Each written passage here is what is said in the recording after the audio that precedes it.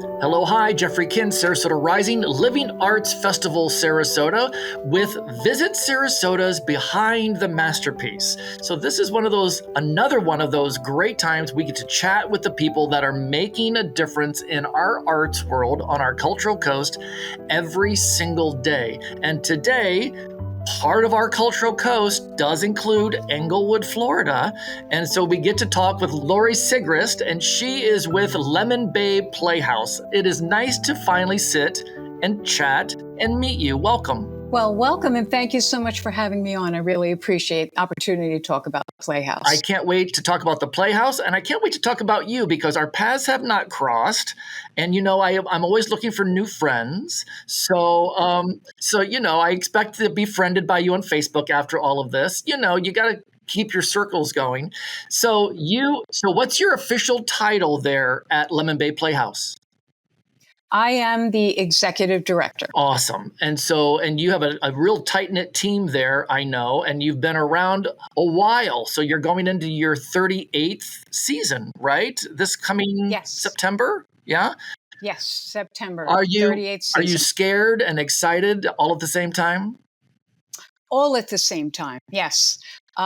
Because it's theater. And as you know, you just never know what's going to happen. And it's those surprise things that make it better. Right? Yes. So Lemon Bay Playhouse, Englewood, Florida. I love that West Dearborn Street. It just sounds like a wonderful place in a wonderful little town, 96 West Dearborn Street. And the way people can get to know you a little bit if they're listening is lemonbayplayhouse.com. So those are important things. And I know we're going to talk a little bit about ticket sales. And so we'll flash up phone numbers and things. But let me start with the most probably simple question. How did you get involved with Lemon Bay Playhouse? What's your backstory with them? Well, if we're to go way back. Let's go way back. It started when I was 6, and I was cast as the mama bear in Goldilocks and the Three Bears. And that was sort of when I was bitten with the bug. I also was in a play when I was 7 where I was a leprechaun, and I had quite a monologue at the beginning. And I remember not being frightened at all. Of course, that changed as I got older. Yeah. So my love for theater really started young. And in the beginning, it was mostly a love for musicals because, as you know, in school, you don't really do straight plays. You're usually doing a musical. So, of course, I loved musicals and, was involved in that to certain degrees, not really on stage because by the time I reached high school, I got very shy and didn't want to be on stage anymore, but did background things and had tons of friends. I was in the band, so I was a band geek, and the band geeks kind of hung with the theater geeks. That's true. And I'm still friends with some of those people today that I knew in high school. And one of them actually has been on Broadway as an equity actor and has been in Les Mis and done a ton of things. And we're still in touch. Nice. Upper Sandusky High School for me, it was the same. The choral kids, the theater kids, and the band kids all got along. So where are you at this time in your life? Where are you originally from? I am originally a Jersey girl. I am from Toms River, New Jersey. Wow. And I grew up 4 miles from the ocean. What ended up bringing you down to that region of Florida? What brought you down to God's country? Well, I didn't follow the path of becoming an actress, but I did become a social worker. And I did that for many, many years and had 3 children. They were all born in New York City. And let me tell you, they love the fact that all their birth certificates say New York, New York. Oh, really? They were like, Mom, thank you for having us all in New York. So I stayed around the buzz of theater because I was there. Eventually, what happened was my children grew up and they went off to college.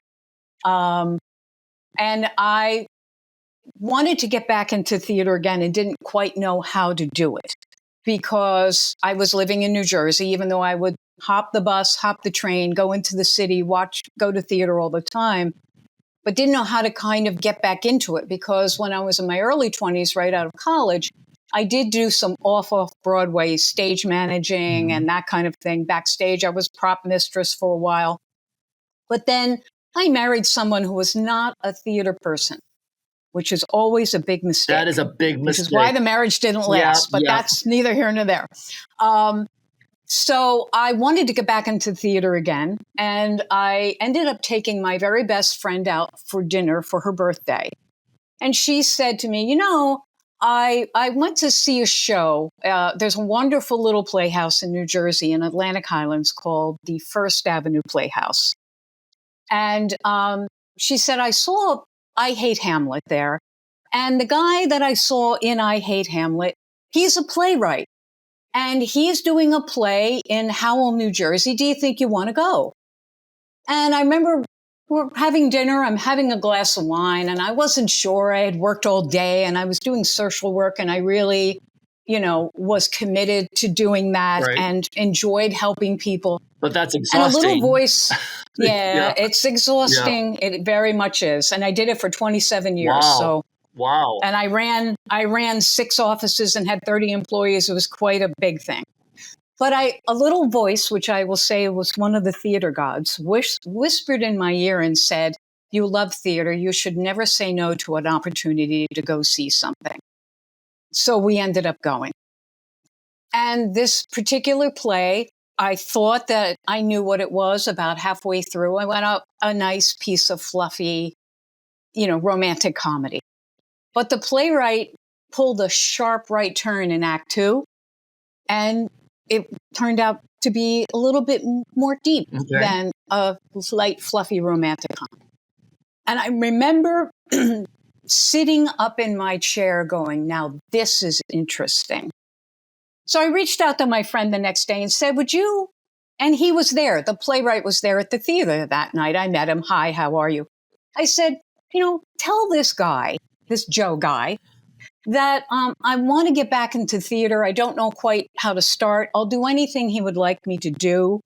I'll serve the pie at intermission and I'll see people, whatever.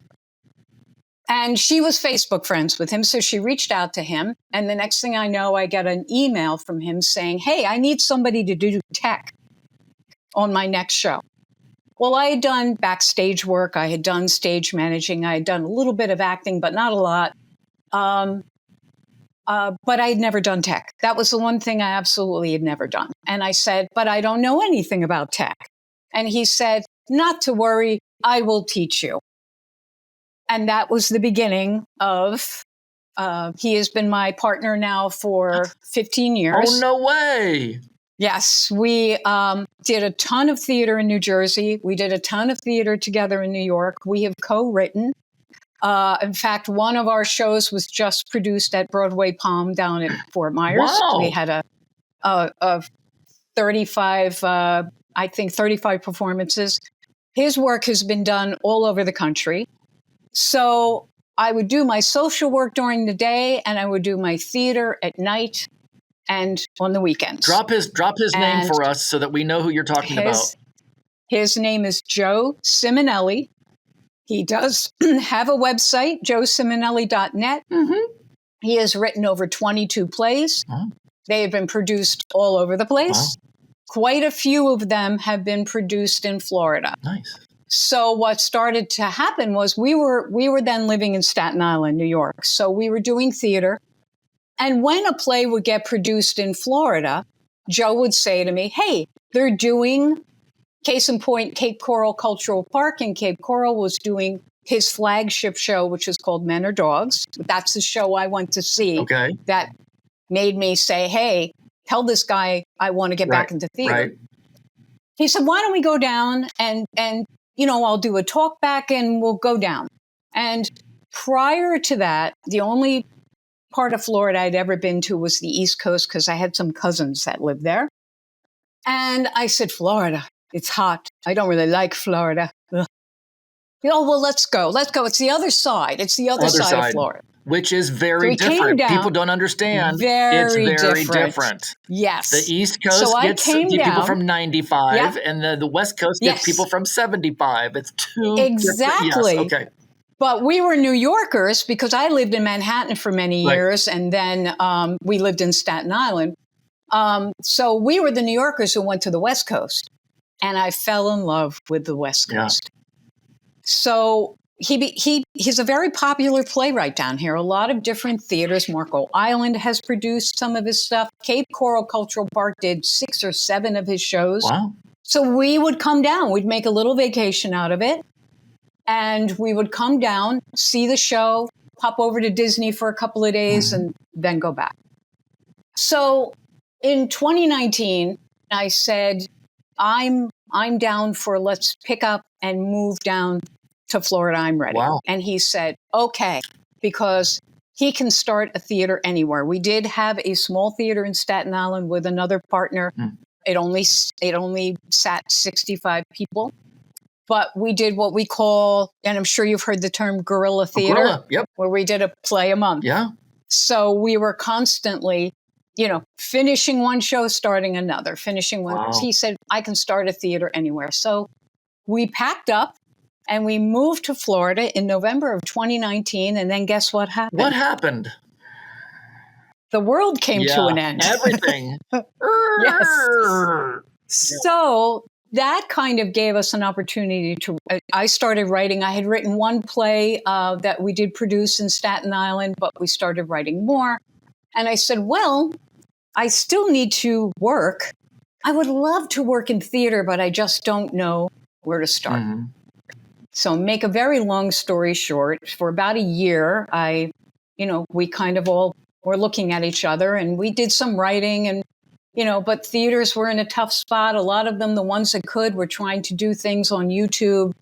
Lemon Bay Playhouse itself was closed for an entire year of 2020.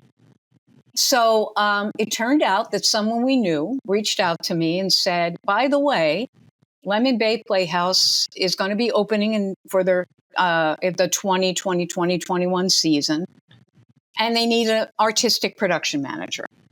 I applied, and I was hired. And that was in 2021. And then I became the executive director in late 22, 2023. So that's a different hat. So that is a different hat. That's a different side of your brain. Are you good with both sides of your brain? Like some of us are. I happen to be good with both sides of my brain. Are you one of those people? I think I am because I was in business for so many years. So I understand the business part. Right. Now, I have had people at Lemon Bay Playhouse say to me, when are you going to audition for something? And I have said, I don't audition here. I will not be in a show here because here I am responsible for running this theater. Right. And that is my primary focus. And as I've said to them, and I don't say this in an unpleasant way, I'm just stating the facts. This theater is a living, breathing entity to me. And I am always going to do what's best for this theater. I'm not your friend. I'm not going to get you a part. I'm not going to promise you can direct next year. I'm going to do what is best for this theater. Right. And so that is the hat that I primarily wear. Now, Joe has opened a small dessert theater in Fort Myers. And if I want to act, and I've actually been understudying so that I can pop in if they need somebody. Nice. That's where I satisfy my acting and directing. I just co-directed. He's about to open a new show next week, and we co-wrote it, and then I co-directed it with him. But with regards to Lemon Bay Playhouse, I'm the executive director, and I have my business hat on at all times. I love it. And there's a history there. I mean, we don't think of the 80s as being that long ago, but it. Not for me, but for everybody else, apparently it is. Trust me, I know. So 1987, a group of people got together and they decided, you know what, our area of Englewood needs a community theater. And how far have you delved back? And are there any people that are still kind of there and around that were a part of that original team? The original team, not so much. We've lost a lot of those folks, or they've moved. They've moved away. We do, though, we started in 1987, And we opened our first show in September of 1987. They rented a small storefront and they were there for a while. But in 1995, we moved to where we are now, in 96 West Dearborn. And just so the audience knows, we are right next to the arch. They put in a big, beautiful Dearborn Street arch. So if you want to know where the theater is, if you see the arch, look to your right. We're right there. Nice. So we've been here since 1995. And we do have our tech person, Bob LaSalle, has been with the theater for quite a long time. He's also a board member. Yep. Yes. So he's still with us. With each year that goes, we are losing some of our older folks. Yeah. They're aging out, but we're getting new people coming in, and that's how you grow and you stay relevant. So we're happy about that. So speaking of that, I wrote something down. I'm going to find it in my notes because I'm like, I have to ask her about the Lemon Drop Kids.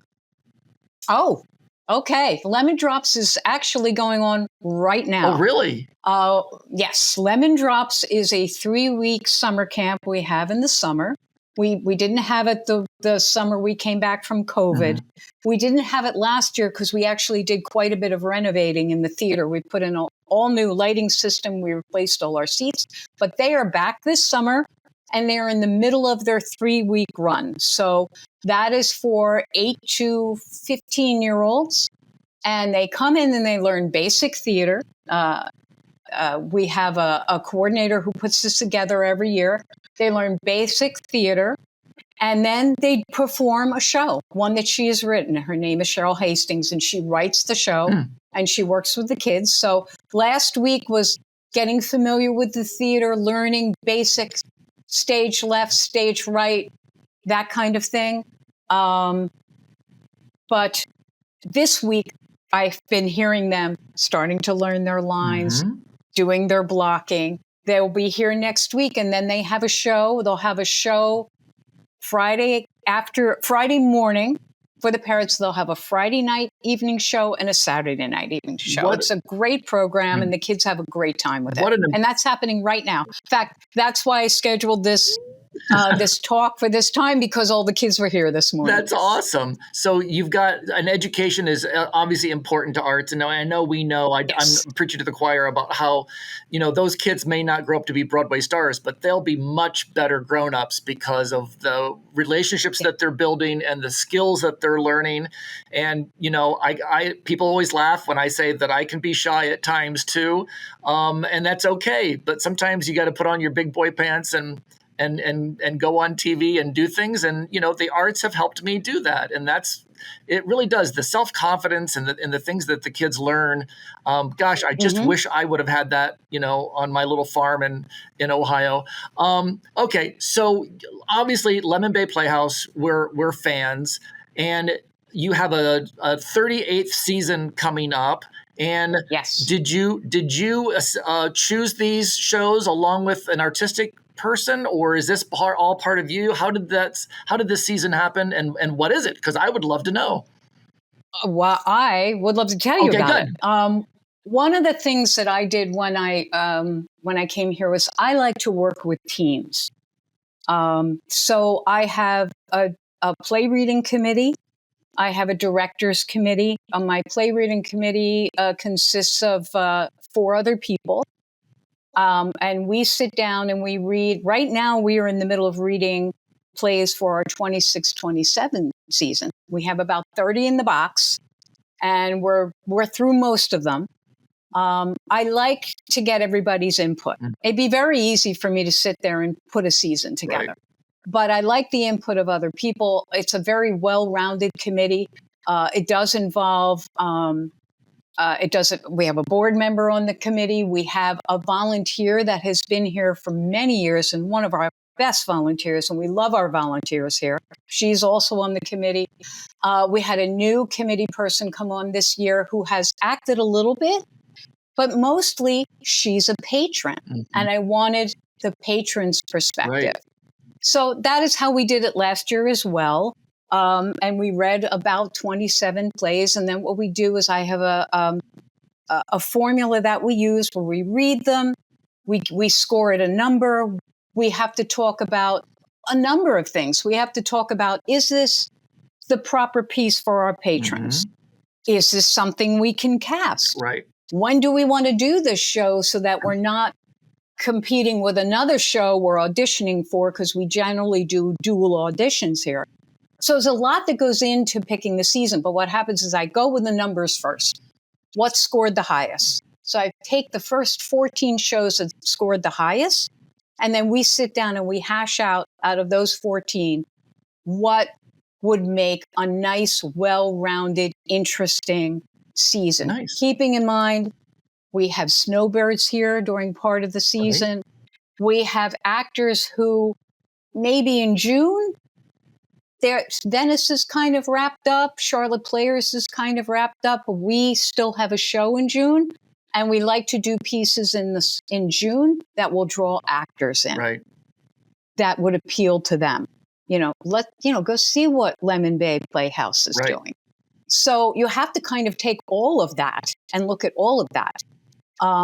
I like to do seasonal titles. Seasonal titles, always pull them in. So we look at Christmas titles. We look at what might be a great October, November fit that has a fall vibe or a Halloween vibe. So what is it? Or something like that. I'm dying to know. What is it? Bring it on. Well, it's well, would you like me to go over what our season looks like? I would love it. Next yes, year? You've got me salivating. I'm all like a Twitter here. Come on. Okay, well, we're going to start our season with a very funny comedy called A Bad Year for Tomatoes. Okay. I don't know if you're familiar with that play, but it's about an actress who decides to go into hiding. She moves to this rural community, but people know who she is. So she creates a crazy sister, and much mayhem ensues. Mayhem. Great word for mayhem theater. Yes. and craziness. Mm-hmm. And that is going to be directed by Steve Black, who is one of our wonderful directors here. He graduated from Otterbein University in Westerville, Ohio, along with Jeffery Kin. Yes, he did. Yes. Yes. Me too. Yes. And he's going to be directing that. And that show will open on September 3rd, and it's going to run through September 21st. Awesome. So that's our first show of the season. We have already cast it.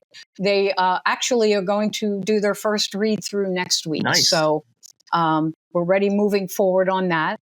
The second show of the season, and we're going to have auditions, and I want to let people know to go to our website. We do have a tab on there that says for actors. I noticed. If you click on that, anything you want to know about our auditions are there, what shows we're doing, the sides are there. Please come out and audition. We would love to have you come here and audition for us. So the second show of the season is by Lawrence Thielen, who he wrote another play called Eating Rhode Island. I don't know if you're familiar with that. Rings a dull bell. Lovely man, because he did the licensing for this play himself. Wow. It's called Pie in the Sky. And it's about a mother and a daughter who are making a pie together throughout this entire play. But it's a two-hander. Two-handers are rough, but we like to do them because it really gives actors a chance to shine. Did they do a telemovie of this? Was there? I'm not sure. I had never heard of this piece before. I saw something on TV with two actors, and they shot it like it was in the theater, like they never stopped. Mm-hmm. There weren't cutaways or anything. And it was really the relationship between the two of them. And the mother was trying to teach the girl how to make the pie. Yeah, they may have done, that may be this play. It was This is a play about a mother and, imparting her wisdom because she knows her time is short. That is exactly what I saw, and it's brilliant. Yeah. Great. I can't wait to see what we do with this. Susanna Falcone is going to be directing that. She's a first-time director for us. She has assistant directed in the past. She's worked with Steve, and we can't wait to have her come aboard. I can't wait to see what she does with this play. Awesome. So that is our second play of the season. Great. Not really a fall title, but pie is involved. And pie is a fall. You got to love pie. Sort of we thing. All love pie. So it's all good. So the third show of the season is written by my good buddy, partner, friend, Joe Simonelli. Oh, no way. And it's called, He better have given you a deal on that, by the way. He didn't. Okay. No, he did. I'm sure he did. Yes. He was, It's called A Christmas Tale, but it's Tail, Okay. A Christmas Tale. Joe is from New York. Joe is from Brooklyn. If you talk to him for 3 seconds, you would know he is from Brooklyn. Everybody knows where Joe is from the minute he opens his mouth. Good. So it's set in a butcher shop in Brooklyn on Christmas Eve. It's one of those little stores that they still have in New York City where you can get everything. You can get your leg of lamb, but you can also buy a box of crackers.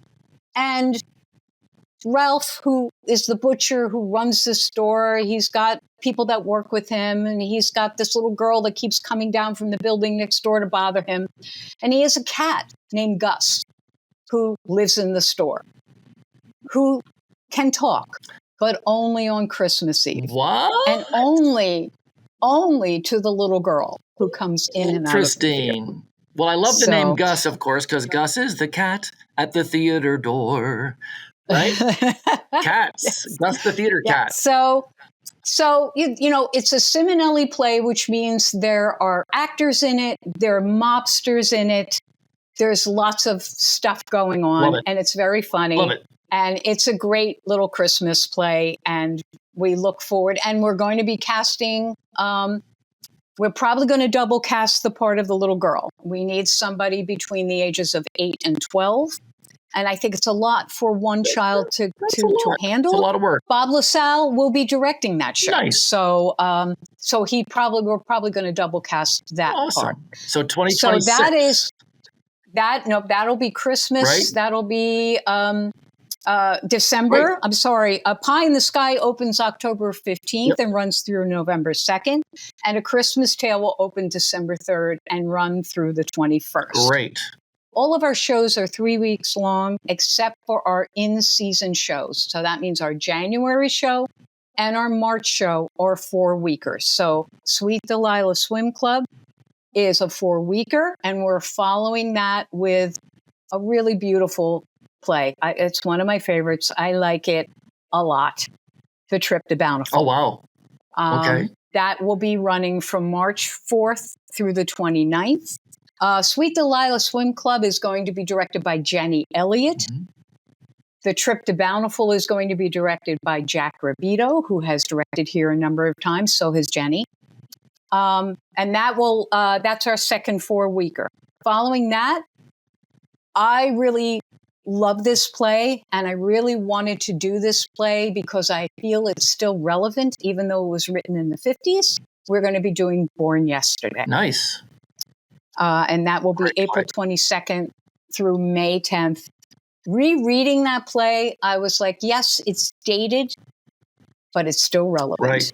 And a lot of things have not changed. It's interesting, and I love those. There are times when some of these shows, when they were written, it spoke to then, but it also speaks to now. I love those moments. So good for you. Yes. Good for you.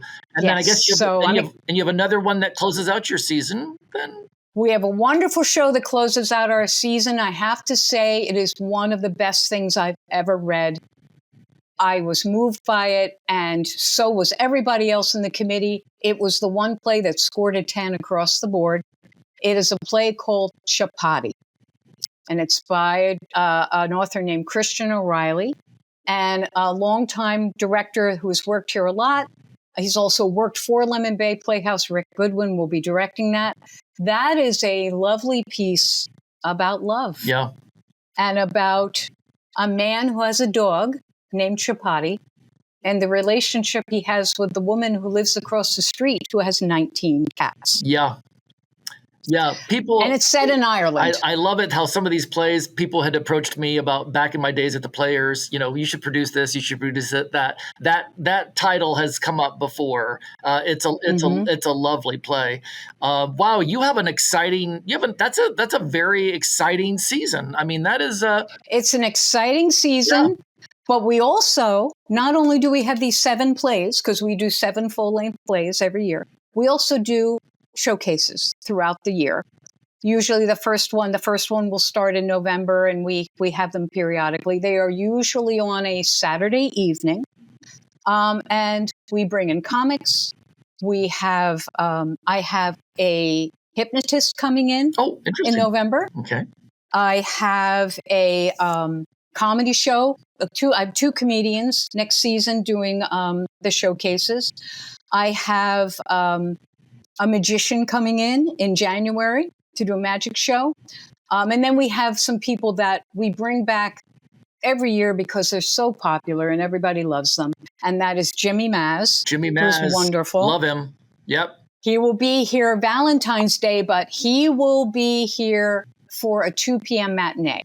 So he's not doing an evening performance with us. He's doing a matinee. And I was like, that's great. Our patrons can come in, see Jimmy, and then go to dinner. That's exactly right. And they don't have to worry about driving at night. And Jimmy Maz is such a crowd favorite. Everything that comes out of his mouth is wonderful. He is a huge crowd favorite. And we always have Paisley Craze. If you love 60s music, Paisley Craze is a staple in this area. They are a wonderful band. They're a pleasure to work with. No matter what date I offer them, they're like, we're happy to come. So they will be here in April. So we usually, I will have the Hypnotist will be opening in November. And then I have a comedy show, The Magician in January. Jimmy will be here on Valentine's Day. And then I have a wonderful comic we had last year. He was very popular. Mark Evans. He lives locally. He lives in Punta Gorda. He's a local comedian. Oh. He'll be here in April, and then we finish out our showcases on April 18th with Paisley Craze. We are going to have a special, we usually have 7 showcases. We only have 6 this year because we are going to be doing a fundraiser for the theater on Sunday, February 22nd. And whatever money we bring into the theater for that fundraiser will go into the maintenance of this theater, keeping everything running, keeping everything kept up to speed. We will have a magician for that showcase, and there'll be more information about that as we get further into the season. And people will be able to call our box office and find out information on that, and also our website. And that number is 941-475-6756. That's 941-475-6756, Lemon Bay Playhouse.com. Lori, you're a delight. You should have a thing behind you that has just a whole bunch of hats on it, because you're one of those folks that just is wearing lots of hats. I can't wait to see some of your pieces down there. Thank you so much for taking the time and for sharing what joys are happening, what we call South County, down south from our Cultural Coast and here in Sarasota. But we've got you can't get any further south than us. We're really south. You gotta love it. Thanks so much for your time. We appreciate it, and I can't wait to see you again soon. Thank you so much for having me. Thank you. Thank you so much for watching. Thank you so much for listening. This has been Jeffery Kin as a part of Visit Sarasota's Behind the Masterpiece. We love listening to our arts practitioners, and we want you to listen as well. So make sure you join us at sarasotapodcast.com, and we'll see you at the next interview.